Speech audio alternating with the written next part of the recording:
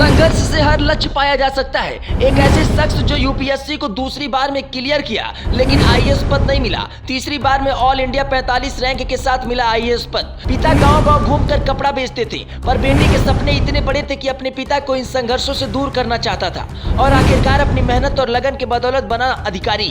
दूसरे प्रयास में आईआईटी निकाला, तीसरे प्रयास में यूपीएससी का आईएएस पद। संघर्ष की एक कहानी बिहार के अनिल बसाक की है।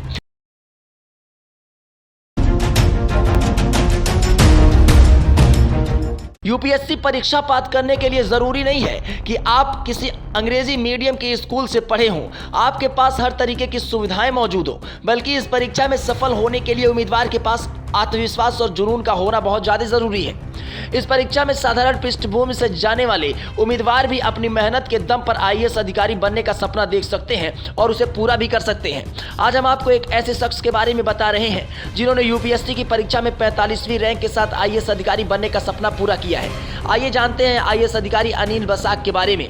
अनिल बसाक मूल रूप से किशनगंज बिहार के निवासी हैं और उनके पिता एक स्थानीय कपड़ा विक्रेता है। उनकी कहानी आज भी कई ऐसे उम्मीदवारों को प्रेरित कर सकती है जो प्रतियोगी परीक्षाओं की तैयारी कर रहे हैं। बता दें कि उनके पिता विनोद बसाक पहले गांव-गांव घूमकर कपड़ा बेचते थे। उनके पिता का जीवन बेहद चुनौतीपूर्ण था। अनिल चाहते थे कि किसी तरीके से संघर्ष करना बंद कर दें।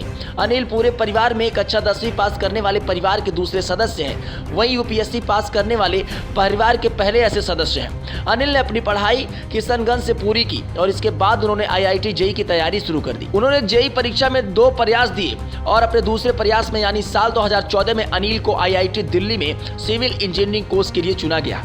जब वो इंजीनियरिंग के तीसरे साल के पहले सेमेस्टर में पहुंचे तो उस समय उन्होंने अपनी यूपीएससी की तैयारी शुरू कर दी थी। साल में अपने पहले प्रयास के दौरान यूपीएससी प्रीलिम्स परीक्षा क्लियर नहीं कर पाए थे।